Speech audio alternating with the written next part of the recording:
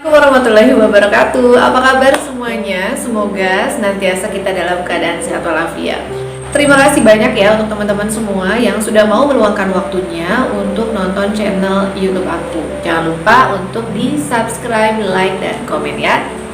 Ya, untuk episode aku kali ini, aku mau sedikit cerita, sharing, dan semoga bermanfaat untuk kita semua. Bagaimana sih aku melewati musibah banjir di Kalimantan Selatan, tepatnya 1 bulan yang lalu. Video ini saya buat sebenarnya adalah sebagai upaya ketika teman-teman, tapi jangan sampai ya, posisi yang sama seperti saya, teman-teman sudah punya hal-hal yang harus teman lakukan dan hal-hal yang tidak perlu teman-teman lakukan. Jadi pengalaman saya ini bisa dijadikan tolak ukur dan juga bagaimana nih ketika teman-teman suatu saat menghadapi musibah atau bencana yang teman-teman nggak pernah sangka sebelumnya.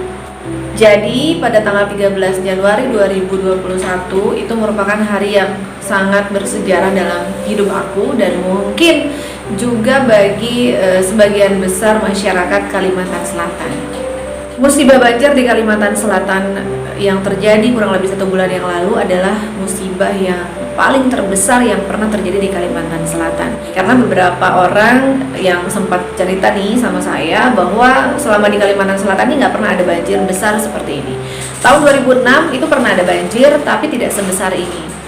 Jadi bukan hanya saja saya yang seorang pendatang yang syok gitu dengan keadaan banjir besar yang saya alami, tapi juga orang-orang asli Kalimantan Selatan juga tidak pernah menyangka bahwa akan mengalami hal ini. Kejadian ini juga merupakan kejadian pertama dalam hidup saya dan semoga ini adalah yang pertama dan terakhir, jangan sampai lagi karena betul-betul pengalaman yang luar biasa. Jadi hari Senin ini hujan itu terus-terusan derasnya banget gitu dan benar-benar kayak gelap aja gitu langitnya. Nah kemudian pada hari Seninnya sebenarnya udah ada lampu, beberapa rumah yang mati lampu. Kemudian juga hari Selasa nih hujan makin deras, tapi kalau kita lihat di halaman rumah ya udah airnya cuma menggenang sampai halaman rumah aja. Kadang mungkin agak naik sedikit tapi nanti turun dan menggenang lagi. Nah itu nggak ada pikiran macam-macam kalau bakalan masuk ke dalam rumah. Nah pas hari Rabunya tanggal 13 Januari 2021 itu dari pagi sampai malam itu air stay di situ walaupun hujan deras banget. Cuman memang arah belakang rumah, dari rumah ke arah belakang itu memang air sudah tinggi. Kita udah dengar kabar nih dari orang-orang bahwa air udah tinggi nih, air udah makin tinggi nih, tapi tidak ada pikiran sedikit pun bahwa air akan masuk dalam rumah. Nah ini mungkin poin yang penting buat teman-teman semua ya. Kita harus lebih aware lah dengan keadaan sekitar dan kita harus punya plan A, plan B gitu. Karena kita nggak pernah tahu deh apa yang direncanakan Allah, apa yang terjadi dengan alam kita, apa yang bakal terjadi sama kita. Pas malam hujannya tetap deras terus kan ya.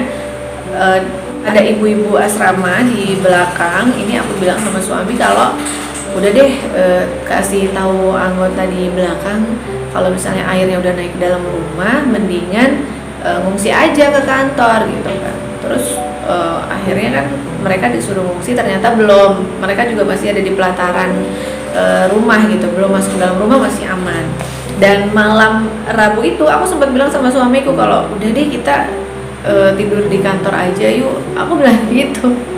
Karena aku ngerasa hujan terus ya gitu, aku takut juga gitu, tapi nggak pernah berpikir bahwa air akan masuk ya. Jadi aku ngerasa aku pengen bareng-bareng sama orang deh di sana gitu, aku pengen lihat ibu-ibu juga di sana.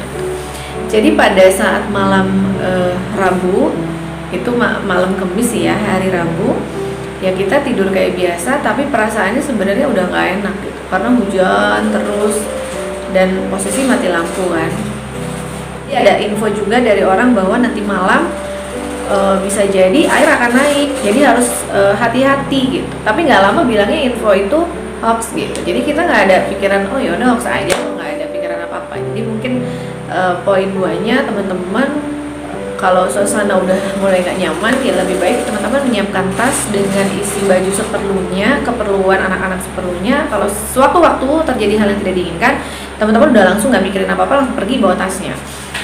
Nah kemudian nih pada saat itu kita tidur. Nah suamiku pada saat jam 12.30 atau setengah 1 malam Ini lagi tidur, tiba-tiba tangannya ke bawah nih, karena tempat tidur kita kan karena posisi di bawah, jadi dia tangannya begini, tiba-tiba dia sentuh air gitu, dia kaget, langsung bangun, terus langsung bangunin aku, langsung bilang ini basah katanya. Nah, karena baru bangun tidur, setelah sadar, aku pikir tuh si Atar yang ngompol, jadi aku nggak ada pikiran apa-apa. Aku bilangnya, kenapa Atar ngompol ya? Terus suamiku bilang, bukan, ini banjir katanya. Baru masih setengah sadar, masih mikir, hah banjir, masa sih gitu. Akhirnya aku berdiri, karena anak-anak masih pada tidur. Aku berdiri, aku ke dapur, ternyata bener, barang-barang di dapur udah pada ngapung gitu. Air udah semata kaki. Dan ternyata pas balik kamar, oh iya, air udah menggenang. Jadi kita nih tidur di atas air sebenarnya. Dan handphone suamiku tuh sebetulnya ada di dalam air. Jadi kita nih udah diteleponin sama anggota di belakang, di kantor suamiku kan kebetulan di belakang rumah, itu udah diteleponin, mungkin ayo cepetan ngungsi karena air udah masuk rumah gitu. Tapi nggak bisa diangkat karena handphonenya tuh di dalam air gitu. Handphonenya ada di lantai, jadi kerendam air. Astagfirullahaladzim, la ilaha illallah. Ini air semua. Ya udah, akhirnya panik kita. Suamiku bilang, ayo cepat ngambil baju seperlunya gitu. Dalam keadaan seperti itu panik ya kan, nggak bisa mikir, ngeblank banget apa yang harus diambil, harus bawa apa sih buat anak-anak, aku nih harus bawa apa, itu sama sekali nggak terpikir apapun. Jadi apapun yang ada di depan aku ambilin, aku masuk koper, aku bolak-balik kayak orang bingung. Ya udah deh, yang ada aja deh aku masukin. Dan di situ aku masih berpikir bahwa paling nanti juga airnya bakal surut, ini nggak akan tinggi gitu. Jadi masih kayak hati itu kayak masih setengah-setengah, nanti juga nggak akan tinggi, nanti juga surut.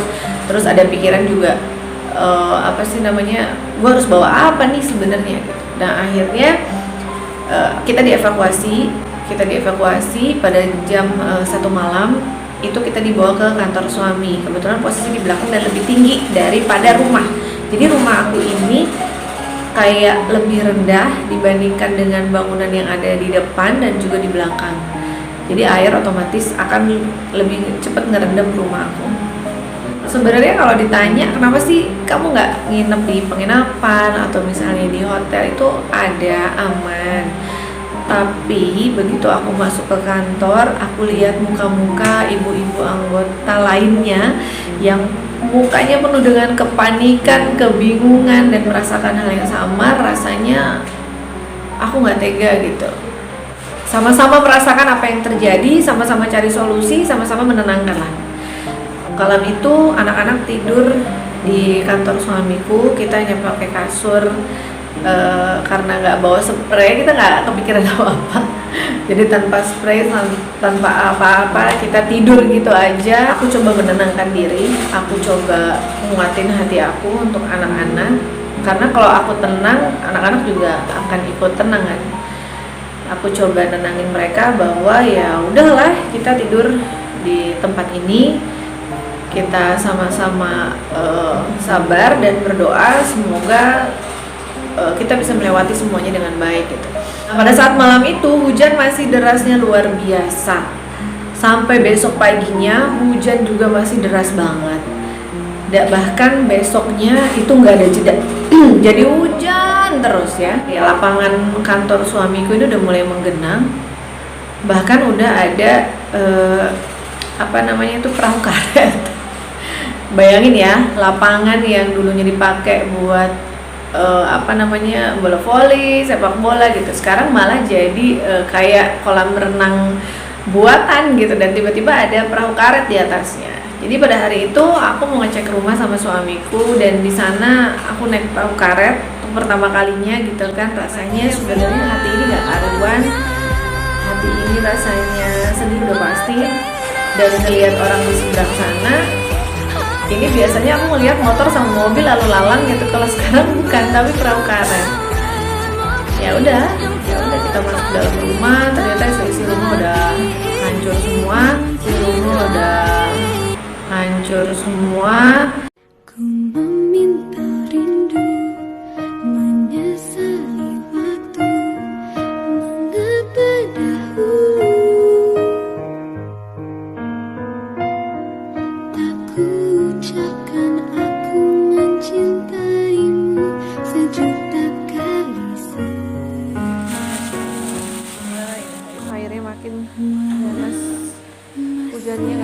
sama sekali.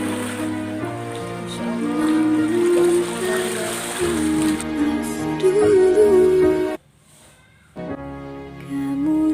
Barang-barang yang kita taruh di atas kontainer, jadi ada kontainer plastik, kita taruh di situ, ternyata nggak bisa nih kalau ditaruh di kontainer plastik karena saking tingginya air, akhirnya ngapung, barang-barang di atas jatuh semua. Pada saat itu udah nggak kepikiran barang-barang nih, kita udah kayak ya udah ikhlas lah, barang-barang udah ya rusak semua, pasti udah nggak bisa diselamatin lagi. Jadi yang bikin aku tegar adalah banyak doa dan support sekali dari orang-orang sekeliling aku. Mereka kaget dengan kejadian ini karena kan kejadian ini juga jadi berita nasional yang besar.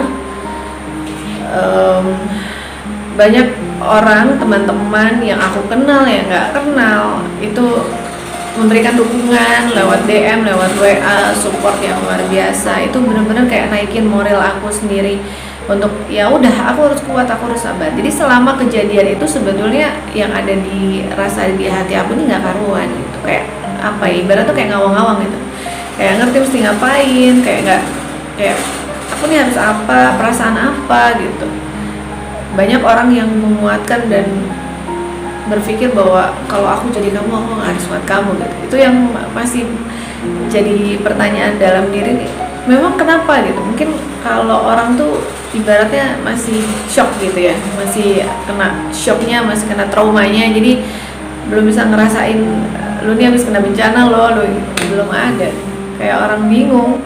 Pak Haji, Uus juga, semuanya terima kasih banget karena mamaku cerita gitu kalau kamu nih didoakan Mona di waktu sholat Jumat, terus waktu pengajian gitu.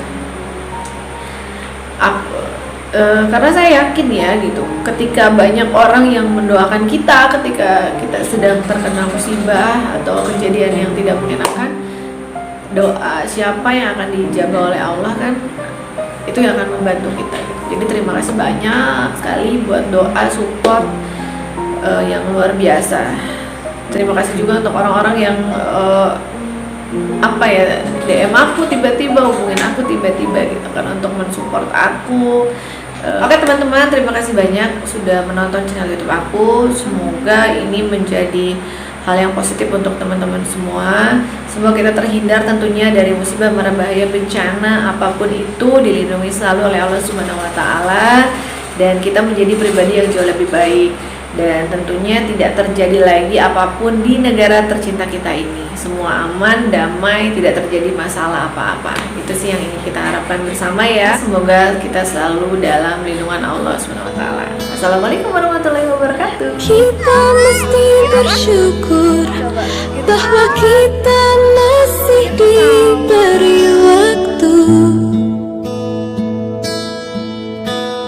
Entah sampai kapan, tak ada yang bakal dapat menghitung. Hanya